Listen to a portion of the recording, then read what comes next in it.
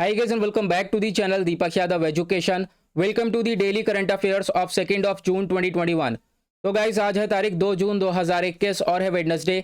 आज की तारीख से जितने भी मोस्ट इंपॉर्टेंट करंट अफेयर्स बनेंगे उन सभी करंट अफेयर्स को हम लोग डिटेल में डिस्कस करेंगे। नाउ बढ़ते हैं आगे।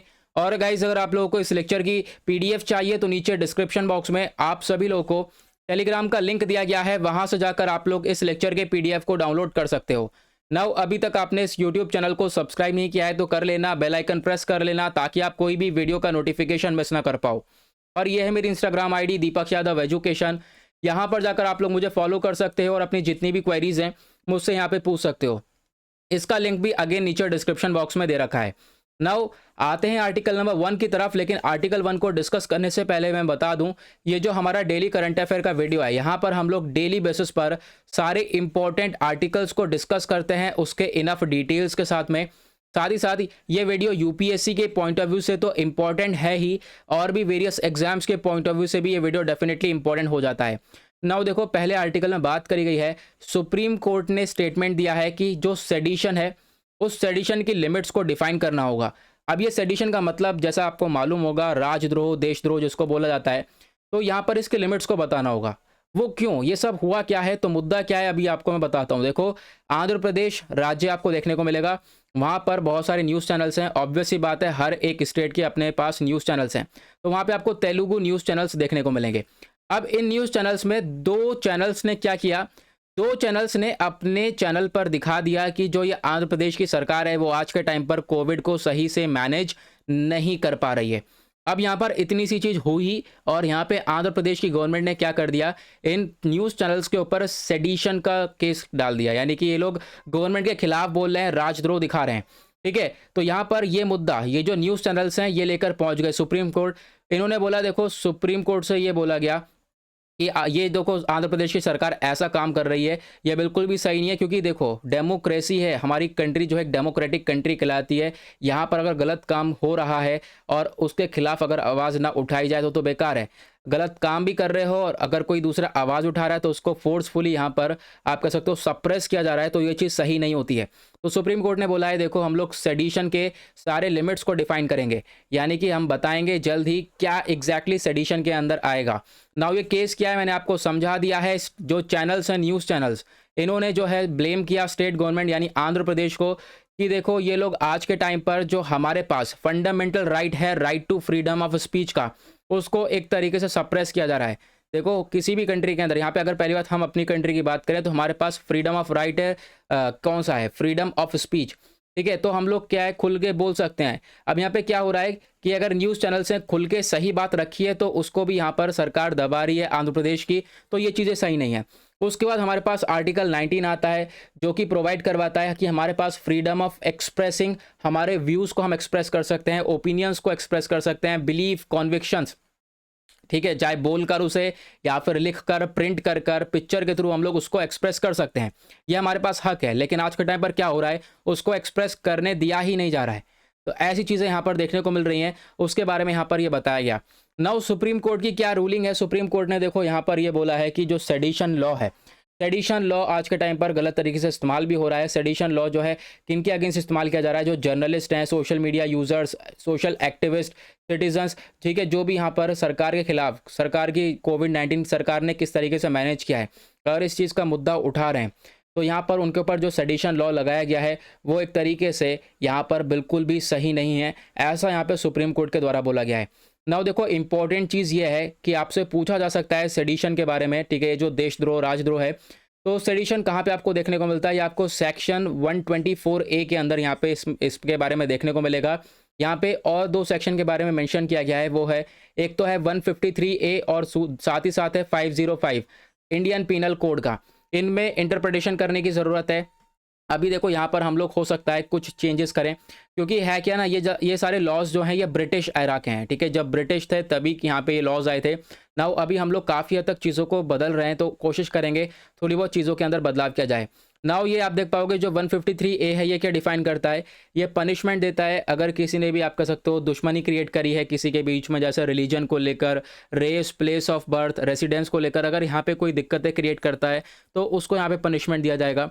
उसी तरीके से सेक्शन 105 क्या बोलता है कि अगर कोई हेट्रेड कमेंट करता है, ठीक है, कोई नफरत फैलाता है ग्रुप्स के अंदर, ठीक है, तो उसको भी यहाँ पर आप कह सकते हो सज़ा मिलेगी। तो इस तरीके से यहाँ पर ये डिफाइन किया गया है। लेकिन सेडिशन में क्या है, सेडिशन में आगे आप देख पाओगे, उससे पहले हम लोग ये देखते हैं अभी जो मीडिया है, मीडिया के पास भी अपने पूरे राइट्स हैं कि मीडिया अपनी बात को रख सकता है, लेकिन आज के टाइम पर मीडिया को अपनी बात रखने दिया नहीं जा रहा है। ये सेडिशन लॉ का गलत इस्तेमाल हो रहा है, इसका मिसयूज़ होता हुआ ज़्यादा नज़र आ रहा है। और एग्जाम्पल आपके सामने है जो कि आंध्र प्रदेश ने यहाँ पर किया है, क्योंकि वहाँ पर अच्छे से कोविड मैनेज नहीं हुआ। जब न्यूज़ चैनल्स ने बिल्कुल सही बात रखी है तो उन न्यूज़ चैनल्स को सप्रेस किया जा रहा है ना। उसी तरीके से यहाँ पे मैंने आपको बताया था कि ये जो सेडिशन है ये बेसिकली प्रॉपरली कहाँ पर डिफाइन किया गया है, ये आता है आपका section 124A Indian penal code के अंदर ही आपको देखने को मिलता है। सेडिशन का मतलब क्या बताया, देखो एक तो जुर्म है सबसे बड़ी बात, अगर कोई पर्सन बोलकर, लिखकर, या फिर उसका साइन है या फिर कोई विजिबल प्रेजेंटेशन हो,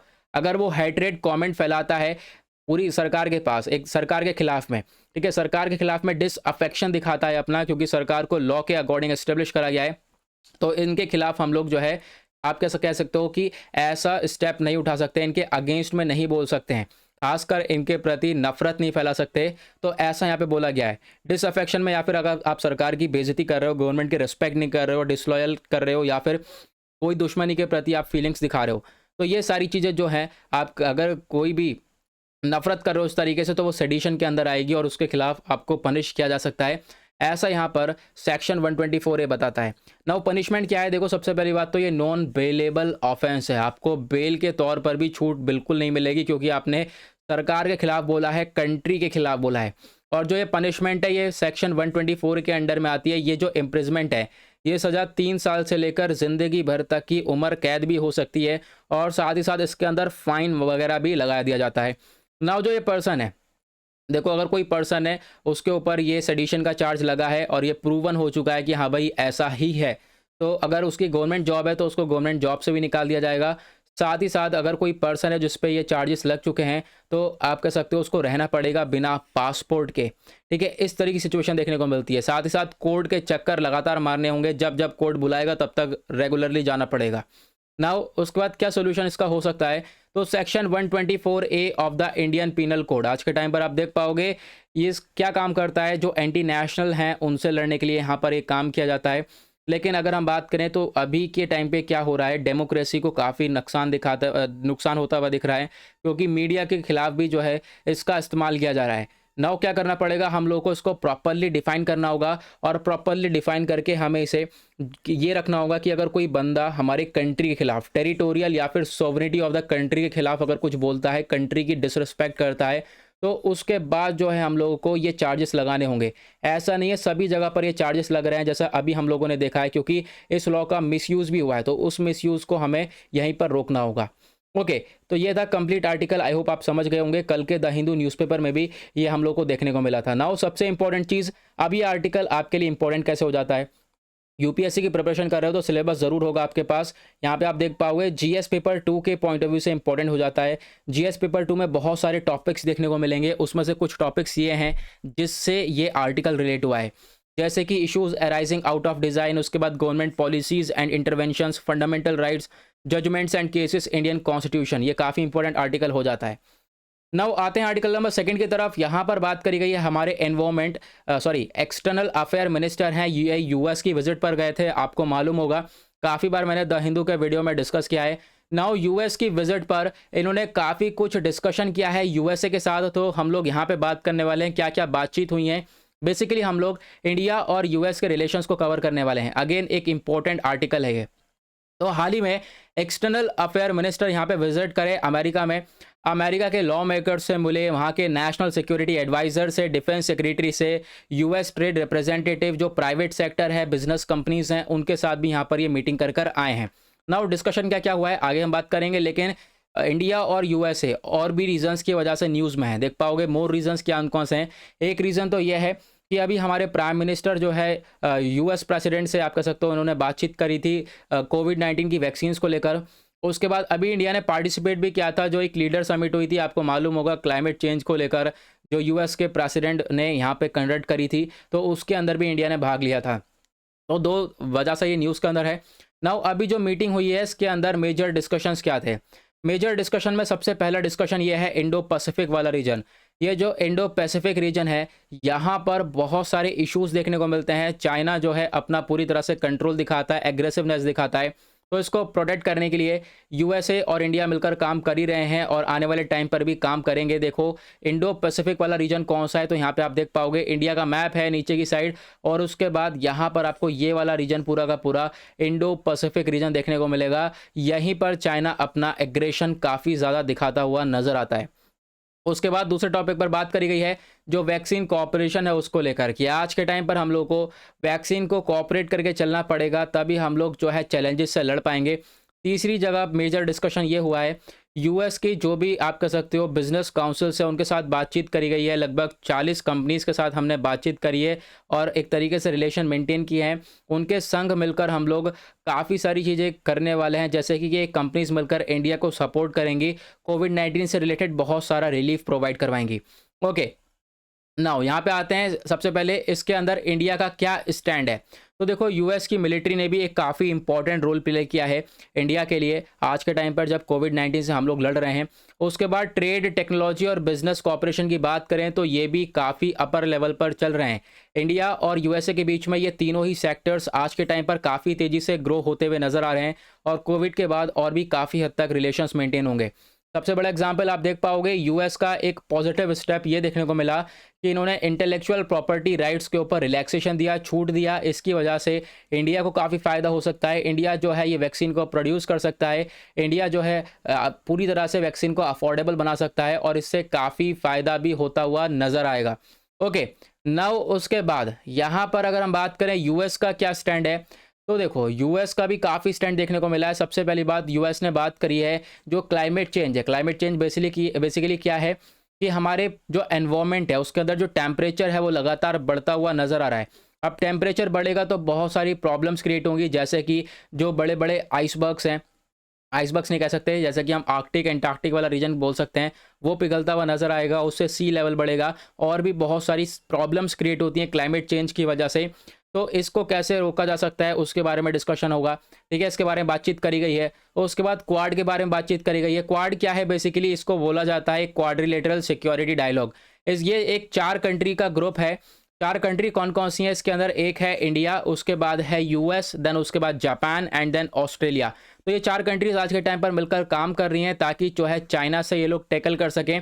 तो इसके ऊपर भी आज के टाइम पर बातचीत करी गई है इस पूरे के पूरे मीटिंग में। नाउ म्यूचुअल स्टैंड क्या क्या है, दोनों कंट्रीज ने मिलकर क्या काम करें। सबसे पहले पीपल टू पीपल टाइज के ऊपर काम किया है। यूएस और इंडिया अपने स्ट्रेटेजिक पार्टनरशिप को मेंटेन करके चल रहे हैं। और दूसरी तरफ अगर हम बात करें तो यूएस ने काफ़ी हद तक हेल्प प्रोवाइड करवाई है आज के टाइम पर। जब हम लोग कोविड-19 से लड़ रहे हैं, हमारे यहाँ सेकेंड वेव देखने को मिला, काफ़ी सिचुएशन क्रिएट हुई, तो अगर उस बीच में यूएसए सबसे बड़ा हेल्पर प्रोवाइड एक तरीके से आप कह सकते हो देखने को मिला है। और यूएस ने लगभग $500 मिलियन तक की हम लोग को हेल्प प्रोवाइड करवाई है। नाउ अब इंडिया और यूएस के टाइज देखेंगे आज के करंट स्टेटस को लेकर। सबसे पहली बात, डिफेंस के सेक्टर में अगर हम टाइज देखें तो दोनों की रिलेशंस काफ़ी इंपॉर्टेंट है। दोनों ने मिलकर बहुत सारे डिफेंस पैक्ट्स को साइन कर रखा है, जैसे कि आपको मालूम होगा बेका, कोमकासा, लेमुआ, ठीक है, ये सारे एक्ट्स को साइन कर रखा है। अब आपको पढ़ना है कि ये बेका एग्रीमेंट क्या है, कोमकासा एग्रीमेंट क्या है, लेमुआ एग्रीमेंट क्या है। तो इसके ऊपर एक पर्टिकुलर वीडियो मैंने बनाया था पिछले साल। तो आप सिंपली अगर टाइप करोगे व्हाट इज़ बेका agreement Deepak Yadav education type कर देना, यूट्यूब पर वीडियो मिल जाएगा, उसको जाकर देख लेना। वहाँ पर बहुत क्लियरली मैंने ये सारी एग्रीमेंट्स को समझा है जो कि इंडिया और यूएस के बीच में करे गए हैं। ओके, उसी के साथ यहाँ पे आज के टाइम पर देखोगे तो इंडिया और यूएस का एक अलायंस है जो कि ये लोग चाइना को पूरी तरह से टैकल कर रहे हैं। इंडो पैसिफिक रीजन में यहाँ पर इनके द्वारा काम किया जा रहा है।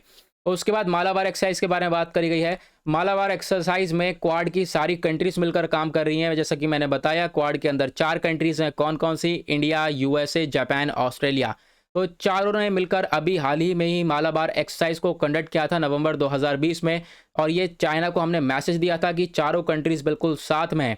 और उसके साथ इंडिया के पास आज के टाइम पर एक्सेस है पूरी तरह से। इंडिया यहाँ पर आप कह सकते हो डिजीबूटी जो अफ्रीका के अंदर देखने को मिलेगा, यहाँ पर अमेरिका के काफ़ी सारे बेसिस हैं। तो डिजीबूटी अफ्रीका से लेकर साथ ही साथ गुआम जो पैसिफिक के अंदर है, यहाँ पर काफ़ी सारे अमेरिका के बेसिस हैं। लाओ इंडिया जो है उसका इस्तेमाल कर सकता है, क्योंकि ये भी कम आप कह सकते हो ये भी हम लोगों ने इस चीज़ का एग्रीमेंट कर रखा है। ओके, तो इंडिया यहाँ पे एक्सेस कर सकता है इन चीज़ों को। ट्रेड के मामले में देखें तो पिछली जो गवर्नमेंट सरकार थी, वहाँ पर जो है ट्रेड हमारा काफ़ी ख़राब हो रहा था यूएस और इंडिया के बीच में। नाउ अगर हम करंट स्टेटस देखें तो आज के टाइम पर जो यूएस का गवर्नमेंट है, उसने काफ़ी सारे बैन्स आप कह सकते हो उसको एक्सपायर किया है, क्योंकि पहले काफ़ी सारे बैन्स लगा रखे थे ना, उनको भी हटा दिया गया है। नाउ इंडियन डायस्पोरा देखें तो यूएस के अंदर काफ़ी ज़्यादा देखने को मिलेगा। सबसे पहली बात तो आप देख पाओगे करंट टाइम पे यूएस के प्रेसिडेंट कौन है, वो जो बाइडेन है। वाइस प्रेसिडेंट कमला हैरिस, और कमला हैरिस काफ़ी स्ट्रॉन्ग ऑप्शन रखती हैं, अपना काफ़ी स्ट्रॉन्ग कनेक्शन रखती हैं इंडिया के साथ। उसी के साथ बहुत सारे इंडियन ओरिजिन वाले लोग हैं जो कि कहीं ना कहीं यूएस के लीडरशिप पोजीशंस में हैं, जैसा हम लोग काफ़ी बार पढ़ चुके हैं। बहुत सारे लोग इंडियन हैं जिनको यहाँ पे वहाँ की लीडरशिप मिली हुई है। नाउ वे फॉरवर्ड अगर हम देखें तो आज के टाइम पर रिलेशंस मेंटेन हैं, लेकिन अभी भी हम लोग को अपने जो बायलैटरल ट्रेड है उसको और ज़्यादा मजबूत करना होगा, ताकि हम लोग चाइना से लड़ सकें। ठीक है, खासकर इंडिया जो है चाइना के ऊपर डिपेंडेंसी खत्म कर सके। तो ट्रेड के मामले में पहली बात रिलेशंस को और ग्रो करना होगा। साथ ही साथ चाइना को काउंटर करने के लिए इंडिया को ज़रूरत है कि वो यूएस के साथ एंगेजमेंट करे। ठीक है, शादी वाली एंगेजमेंट नहीं, साथ में मिले। ठीक है, एंगेज करे और भी बहुत सारे पार्टनर्स हो इंडो पैसिफिक रीजन में, ताकि जो है अगेन वही वाली बात, चाइना को हम लोग पीछे छोड़ दें। नाउ ये आर्टिकल भी अगेन आपका लिए इंपॉर्टेंट हो जाता है। तो सिलेबस में आपका जीएस पेपर 2 में बहुत सारे टॉपिक हैं, जिनमें से ये 2 टॉपिक आपको देखने को मिलेंगे, effect of policies politics of countries, साथ ही साथ बायलैटरल ग्रुप्स एंड एग्रीमेंट्स। तो यहाँ के पॉइंट ऑफ व्यू से ये आर्टिकल हो जाता है इंपॉर्टेंट। नाउ आते हैं आर्टिकल नंबर 3 की तरफ। प्रीलिम्स के पॉइंट ऑफ व्यू से काफ़ी इंपॉर्टेंट आर्टिकल है। देखो अभी हाल ही में स्टेटहुड डे ऑफ गोवा को सेलिब्रेट किया गया है, 30 मई को अभी सेलिब्रेट किया गया था। तो ये आर्टिकल हमारा पिछला रह गया था। मैंने जैसा बताया कल का हमारा डेली करंट अफेयर का वीडियो अपलोड नहीं हुआ था, वरना मैं कल ही डिस्कस कर देता। तो मैंने यहाँ पे इसको इंक्लूड कर दिया है। तो 30 मई को इसको सेलिब्रेट किया गया। प्राइम मिनिस्टर ने बधाइयाँ दी हैं पूरे गोवा को। नाउ यहाँ पे गोवा की लोकेशन बताई गई है। गोवा कहाँ पे लोकेटेड है?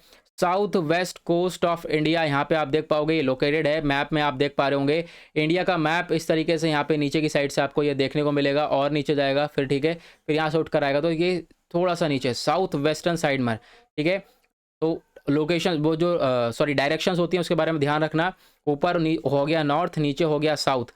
ठीक है, इधर हो गया ईस्ट और इधर हो गया वेस्ट। नाउ साउथ वेस्ट कौन सा हो गया? यहाँ पे लाइन खींचोगे तो ये हो गया साउथ वेस्ट। ठीक है, और यहाँ पे अगर लाइन खींचोगे तो ये दो, ये साउथ और ईस्ट के बीच में, तो ये हो गया साउथ ईस्ट। उसी तरीके से नॉर्थ और ईस्ट के बीच में ये वाला रीजन है, तो इसको हम लोग नॉर्थ ईस्ट बोलते हैं।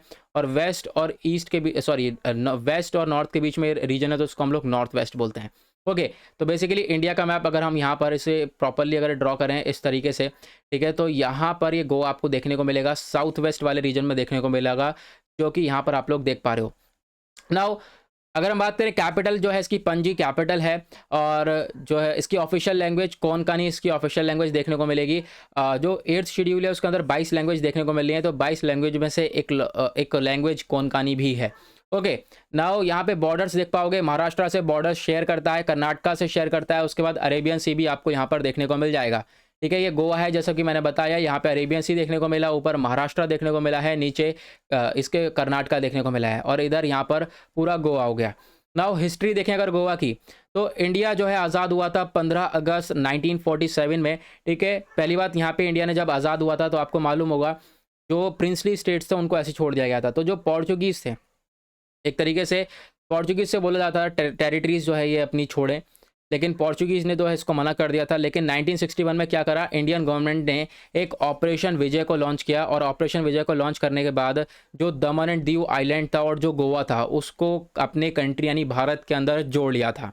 ठीक है, तो 1961 में इनको जोड़ा गया, आपको ध्यान देना है। उसके बाद देखो गोवा लिबरेशन डे मनाया जाता है कब? 19 दिसंबर को मनाया जाता है हर साल। इंपॉर्टेंट बात है। अब यहाँ पे हमने बात करी थी पोर्चुगीज़ की, तो पोर्चुगीज़ इंडिया आए थे। ठीक है, कब आए थे? सबसे पहली चीज़ याद रखना, जो पोर्चुगीज़ थे ये पहले यूरोपियंस थे जो कि इंडिया में आए थे। सबसे पहले पोर्चुगीज़ ही आए थे 1498 में, फिर उसके बाद सबसे लास्ट में गए हैं ये लोग 1961 के आसपास। ओके, नाउ 30th मई 1987 में क्या हुआ था, ये जो टेरिटरी है इसको पूरी तरह से स्प्लिट कर दिया गया था। जैसे मैंने बताया, दमन एंड दीव गोवा पहले एक ये था ना, उसके बाद गोवा को यहाँ पे बनाया गया और जो दमन एंड दीव है उसको एक यूनियन टेरिटरी बना दिया गया। उसको एक यूनियन टेरिटरी रहने दिया गया बेसिकली, और गोवा एक नया बना दिया गया। नाउ ज्योग्राफी देखें गोवा की, तो गोवा में आपको एक हाईएस्ट पॉइंट देखने को मिलेगा जिसको सोन सागर बोला जाता है। ओके, यहाँ पर 7 मेजर रिवर्स हैं। कौन कौन सी हैं? जुआरी, मंडोवी, तेराखोल, चपोरा, गालगी बैग और कुंभरजुआ, तलपोना, साल, ये सारी रिवर्स आपको देखने को मिलेंगी। जो मिट्टी है वहाँ की सॉइल है वो लेटराइट सॉइल देखने को मिलती है जो रेडिश कलर की होती है। ओके, नाउ गोवा के अंदर बहुत सारी वाइल्ड लाइफ सेंचुरीज और नेशनल पार्क्स देखने को मिलेंगे। जैसे कि पहला आपको doctor Salim Ali bird sanctuary देखने को मिल जाएगा, उसके बाद महादई वाइल्ड लाइफ सेंचुरी देखने को मिल जाएगा, देन उसके बाद Netravali wildlife sanctuary, then Cotigao wildlife sanctuary, then Bhagwan Mahavir century, then उसके बाद मोलम नेशनल पार्क। ये सब जो है गोवा के अंदर देखने को मिल जाते हैं। ये आर्टिकल आपका जीएस पेपर 2 प्रीलिम्स के पॉइंट ऑफ व्यू से इंपॉर्टेंट हो जाता है। नाउ नेक्स्ट आर्टिकल पर आते हैं। यहाँ पर बात करी गई है डिसइंफेक्शन सिस्टम ऑफ वज्र कवच। देखो आज के टाइम पर क्या है, जो डॉक्टर्स वगैरह हैं वो पीपी किट्स का इस्तेमाल कर रहे हैं, मास्क का इस्तेमाल कर रहे हैं ना। वो कितना बदलेंगे यार, कितना मास्क बदलेंगे। तो एक टेक्नोलॉजी आ चुकी है वज्र कवच। यहाँ पे आप देख पा रहे होंगे फ्रिज की तरह ये लग रहा है। इसके अंदर जो है बाकी हम जो मास्क वगैरह है, जो भी पीपी किट सूट है, वो इसको अंदर डाल दिया जाएगा, इसको बंद कर दिया जाएगा और ये मशीन क्या करेगी, कोविड-19 के सारे वेरिएंट्स, सारे स्ट्रेन्स को जितने भी इस पे होंगे सबको मार देगी। मतलब इन चीज़ों को हम दोबारा से यूज़ कर सकते हैं, सबसे बड़ा बेनिफिट। तो ये वज्र कवच, ध्यान रखना, नई टेक्नोलॉजी आ चुकी है। वज्र कवच एक सिंपल सा प्रोसेस है। इसमें क्या होगा, जो कोरोना वॉरियर्स हैं यानी जो हमारे डॉक्टर्स वगैरह हैं, वो पीपी किट्स और मास्क का दोबारा से इस्तेमाल कर सकते हैं, जो कि अभी तक नहीं किया जा रहा था। एक काफ़ी ग्रेटर स्टेप ये माना जाएगा। नाउ जो ये टेक्नोलॉजी है इसको बनाया क्या, किसके अंडर में गया है? इसको बनाया गया है निधि प्रयास प्रोग्राम के अंडर में। ये निधि प्रयास प्रोग्राम क्या है आगे मैं आपको बताऊंगा। ये जो प्रोग्राम है ये department of science and technology के अंडर में आता है। नाउ ये जो वज्र कवच है इसके बारे में अगर हम पढ़ें तो देखो यहाँ पर अल्ट्रा वायलेट डिसइंफेक्शन सिस्टम भी इसको बोला जाता है। जितने भी ट्रेसेस होते हैं कोविड-19 के, ऐसा हो सकता है कि अगर इसको दोबारा से पहना जाए तो उस बंदे को कोविड हो सकता है। तो जितने भी स्ट्रेन्स होते हैं सबको ये मशीन मार देती है, चाहे वो पर्सनल प्रोटेक्टिव इक्विपमेंट्स हो, चाहे N95 मास्क हो, कोट हो, ग्लव हो, गाउन हो, कुछ भी हो भाई, सब पे ये वायरस ख़त्म हो जाएगा। सबसे बढ़िया बात है इस पूरी मशीन की।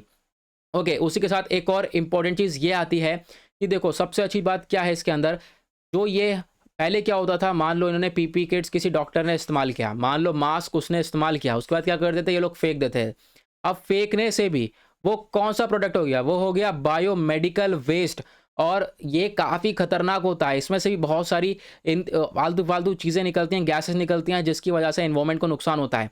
नाउ इससे क्या होगा, इससे अब जो है प्रोटेक्शन मिलेगी। क्यों होगा? क्योंकि पीपी किट्स का इस्तेमाल किया जा रहा है, वापस से इसको मशीन में डालकर इस पर से जो इतने भी स्ट्रेन से ख़त्म करने के बाद इसको वापस से यूज़ में लिया जा रहा है। तो इससे क्या होगा, जो बायोमेडिकल वेस्ट जनरेशन है उसको भी काफ़ी हद तक हम लोग कम कर देंगे। ये काफ़ी अच्छी बात है। नाउ इसको निधि प्रयास प्रोग्राम के अंडर में बनाया गया है। तो मैंने आपको बताया था निधि प्रयास क्या है।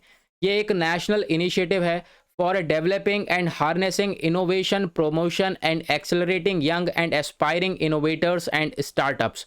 जितने भी लोग हैं, इच्छुक हैं, कुछ आविष्कार करने में लगे हुए हैं, इनोवेटर्स हैं जो स्टार्टअप्स कर रहे हैं, ठीक है, उनको और ज़्यादा मदद प्रोवाइड करवाने के लिए यहाँ पर ये पूरा का पूरा इनिशिएटिव है।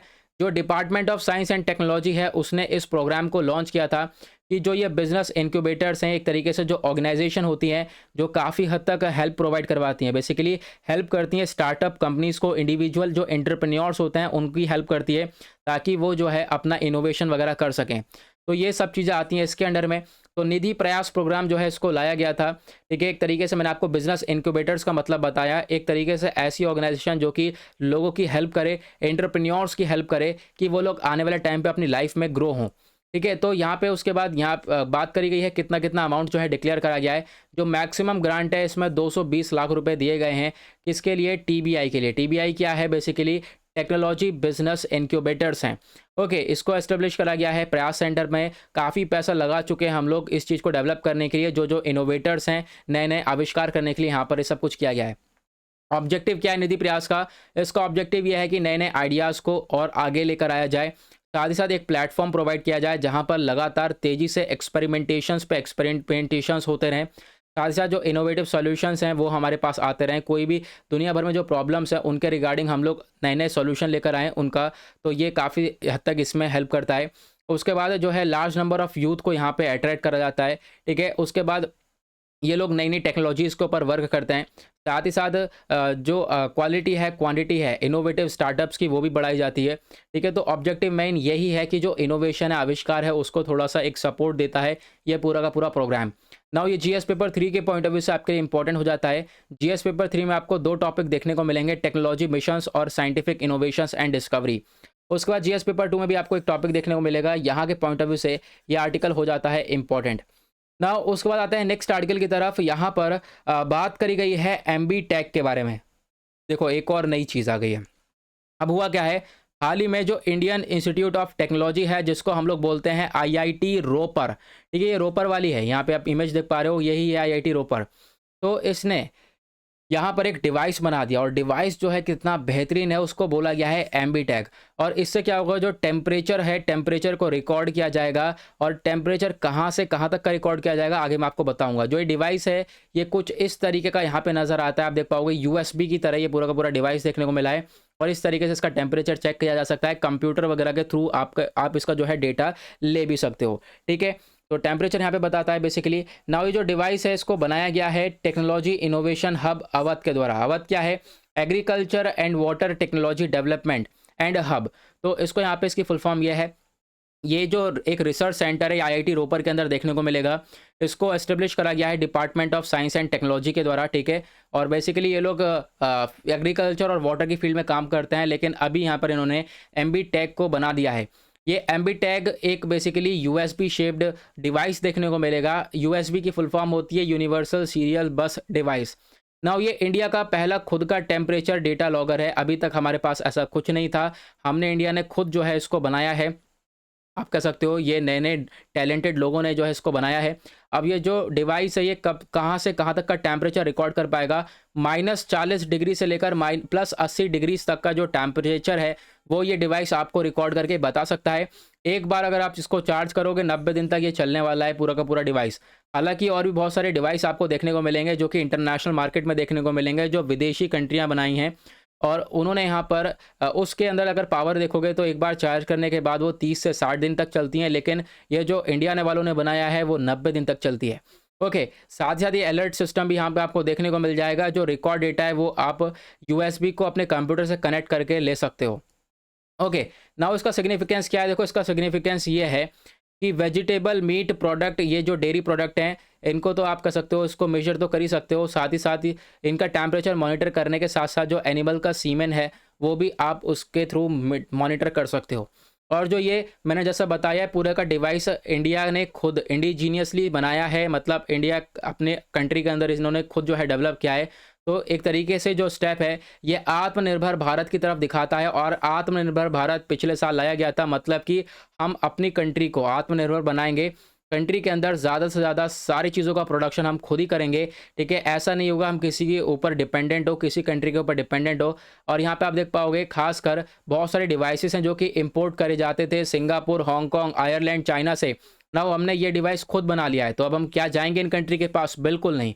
अब हम इन कंट्रीज़ को जो है उल्टा देंगे। हमारी अगर टेक्नोलॉजी ज़्यादा बेहतर होगी इन लोगों से तो हम लोग उल्टा बाकी सारी कंट्रीज़ को प्रोवाइड करवाएंगे, एक्सपोर्ट करेंगे। तो इससे हमारी इकॉनमी के ऊपर भी काफ़ी बेहतरीन इफेक्ट पड़ेगा। ना उसके बाद यहाँ पे ये जो आर्टिकल है आपका जीएस पेपर 3 के पॉइंट ऑफ व्यू से इंपॉर्टेंट हो जाता है। आपको जीएस पेपर 3 में देखने को मिलेगा, एक तो प्रीलिम्स के पॉइंट ऑफ व्यू से तो इंपॉर्टेंट हो ही जाता है। जीएस पेपर 3 में और टॉपिक्स हैं जैसे कि technology mission, scientific innovation and discoveries का।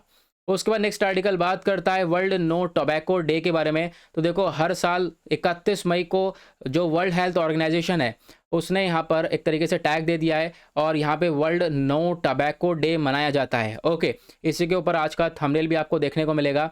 नाउ यहाँ पे आपको यह ध्यान देना है वर्ल्ड नो टोबैको डे से रिलेटेड वो क्या है। देखो इसका जो थीम है साल 2021 का वो ये है कमिट टू किट, यानी कि कमिटेड हो जाओ कि भैया ये जो सिगरेट है इसको पूरी तरह से छोड़नी है, टोबैको है इसको पूरी तरह से छोड़ना ही छोड़ना है, क्योंकि ये सेहत के लिए काफ़ी ज़्यादा खतरनाक है। और डब्ल्यूएचओ ने जो है सम्मानित किया किसको? हमारे हेल्थ मिनिस्टर को, जो कि डॉक्टर हर्षवर्धन साहब हैं। क्यों? क्योंकि डॉक्टर हर्षवर्धन साहब ने काफ़ी बेहतरीन स्टेप उठाए हैं, काफ़ी हद तक टोबैको के कंजम्पशन को रोका है। ठीक है, तो उसके लिए यहाँ पर इनकी प्रशंसा की गई है, क्योंकि अभी आपको देखने को मिला होगा साल 2019 में भी हम लोगों ने जो ई सिगरेट्स वगैरह हैं या फिर हीटेड टोबैको प्रोडक्ट्स हैं, उन सबको भी बैन कर दिया था। तो काफ़ी हद तक सिगरेट्स को बैन कर दिया गया है। नाउ उसके बाद यहाँ पे आप देख पाओगे socio economic burden of tobacco. यहाँ पे आज के टाइम पर क्या है, देखो काफ़ी सारे लोगों की डेथ हो रही है इस टोबैको की वजह से। एक रिपोर्ट ये बताती है भारत के अंदर 1.3 मिलियन डेथ हुई हैं टोबैको का इस्तेमाल करके। हर साल जो है इतनी डेथ होती ही होती हैं। अगर हम इसको पर डे के हिसाब से देखें तो 3500 लोग रोज़ मर रहे हैं इस टोबैको का इस्तेमाल करके। ओके, नाउ उसके बाद यहाँ पर आप देख पाओगे इससे इकोनॉमिक डेवलपमेंट के ऊपर भी काफ़ी ज़्यादा बुरा प्रभाव पड़ता है, और कोविड-19 वाले भी काफ़ी हद तक लोग मरे हैं इस टोबैको की वजह से। ये भी चीज़ें बताई गई हैं। इनफैक्ट इतना नुकसान हो रहा है इस टोबैको का इस्तेमाल करके, लगभग 1.77 लाख करोड़ रुपीस का जो है नुकसान होता हुआ नज़र आ रहा है। ये हम लोग आप कह सकते हो गँवा रहे हैं। लगभग हमारे जीडीपी का 1% जो है इसका काफ़ी ज़्यादा इफ़ेक्ट पड़ रहा है हमारी इकॉनमी पे। नाउ बहुत सारे मेजर्स उठाए गए हैं भारत के द्वारा टोबैको को कंट्रोल करने के लिए, जैसे कि एक तो यहाँ पे cigarette and other tobacco products act, जो कॉटपा एक्ट जिसको हम लोग बोलते हैं, 2003 का था। इसको ये एक्ट लाया गया था। ठीक है, अब इस एक्ट ने रिप्लेस किया पहला वाला जो कि 1975 में लाया गया था। जो ये पहले वाला एक्ट था ना, इसमें वार्निंग्स दी गई थी कि भाई सिगरेट स्मोकिंग जो है वो इंजीरियस है हेल्थ के लिए, लेकिन सिर्फ सिगरेट के लिए था। सिगरेट के अलावा यहाँ पे और कुछ नहीं था। लेकिन इसके बाद जब इसमें बदलाव किया गया 2003 में हम ये एक्ट लेकर आए, तो हमने सिगरेट के अलावा सिगार, बीड़ी, शेरूट्स, जो है पाइप टोबैको, हुक्का, च्युइंग टोबैको, पान मसाला, गुटखा, ये सभी के ऊपर हम लोगों ने टैक्स लगा दिए कि भाई अगर आप इन चीज़ों का सेवन करोगे तो ये इंजूरियस हैं टुवर्ड्स योर हेल्थ। नाउ उसके बाद यहाँ पे आप देख पाओगे और भी स्टेप उठाए गए हैं, जैसे कि promulgation of prohibition of electronic cigarettes 2019 में, जैसे मैंने बताया जो ई सिगरेट्स थी, ठीक है, हुक्का वगैरह आप देख पा रहे होंगे, उन सबको भी बैन कर दिया गया है। ठीक है, इन सबको भी बैन कर दिया गया था कि भाई इनका प्रोडक्शन नहीं होगा, इनकी मैन्युफैक्चरिंग नहीं होगी, इसको कोई इंपोर्ट नहीं करेगा, एक्सपोर्ट नहीं करेगा, इसका सेल बिल्कुल भी नहीं हो सकता, क्योंकि काफ़ी हद तक पता चला था कि ये ई सिगरेट से भी हेल्थ को काफ़ी ज़्यादा नुकसान हो जाता है ना। उसके बाद national tobacco quit line services, ये भी हमारे पास ऑप्शन है। इसमें क्या है, हम लोग यहाँ पर भी हमने पूरी तरह से कोशिश करी है, एक तरीके से टेलीफोन बेस्ड इंफॉर्मेशन देने की कोशिश करी है। हम लोग एडवाइस दे रहे हैं, सपोर्ट दे रहे हैं कि भाई टोबैको का इस्तेमाल ना ही किया जाए तो ये ज़्यादा बेहतर होगा। ओके, नाउ ये आर्टिकल आपका जीएस पेपर 2 के पॉइंट ऑफ व्यू से इंपॉर्टेंट हो जाता है। जीएस पेपर 2 में आपका एक टॉपिक आता है हेल्थ, दूसरा है government policies and interventions. Okay, now आज का लास्ट आर्टिकल बात करता है जीडीपी ग्रोथ के बारे में। तो मैंने कल द हिंदू न्यूज़पेपर में इसको डिटेल में डिस्कस किया है, चाहो तो आप लोग वहाँ से जाकर देख सकते हो। फिलहाल यहाँ पे मैं आपको बता देता हूँ, छोटा सा ओवरव्यू दे देता हूँ, क्योंकि ये आर्टिकल ज़्यादा बड़ा नहीं है।